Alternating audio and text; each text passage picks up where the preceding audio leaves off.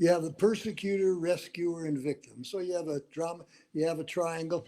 At the basis is a victim. If you don't have a victim, you don't have a psychological game.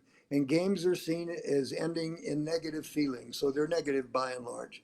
So it starts with a victim. No victim, no game. So with a victim, you also have a rescuer. And a rescuer in our terminology is what I do for you, what you're capable of doing for yourself.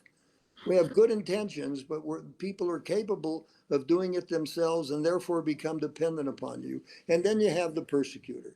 And this starts in childhood. For example, little Tommy says to his mama, "Can I go outside and play?" She says, "Only after you finish your homework."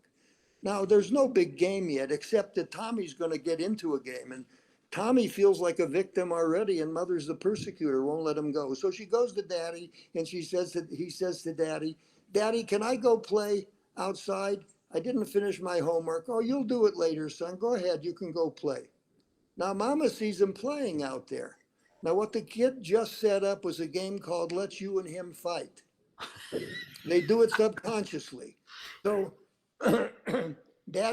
mom goes to dad and says, "Well, why is he outside?" "Because I told him it was okay." "Well, I told him it was not okay." Now here's the persecutor and the rescuer getting into it. If you ask mama, daddy's the persecutor now. If you ask daddy who's mama, mama's the persecutor.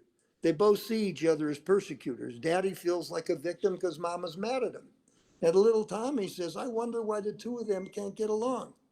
And very often this happens in business. I say to some, I go to over my boss's head. I see my boss as a persecutor, I'm the victim. My boss's boss is going to be my rescuer. He gets sucked in and goes and clobbers my boss. Now the rescuers become the persecutors become the victim. Now my boss comes to me and says, "Why'd you go over my head?" He sees me as the persecutor, he's the victim. We switch roles on the triangle. The reason it's called the drama triangle is the drama takes place when people switch roles on the triangle. Yeah. Now, when we talk about what's happening in politics, I don't need to tell you that Trump has been the perennial victim. And the clever people in this world are the persecutors who'd like you to believe they're the victims.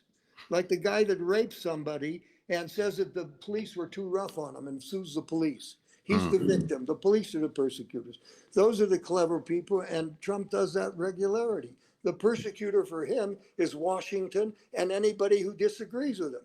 Well said. Now, all of the rescuers are the people that send him money, the people that work for him, the people that wouldn't normally do things that they're doing because they want to be seen as favorable in Trump's eyes. And all of those people who are the rescuers end up as victims. They go to jail. All the January 6 people that went to jail, it happens over and over repetitively. And Trump does not become their rescuer. He's going to help them pay their bills, and he doesn't help them. He throws them under the wheels of the bus if they disagree with him or don't do what he wants.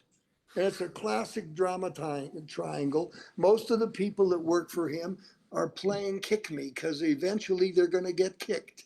Wow. They put themselves in a position to play kick me, and they do the roles to get there.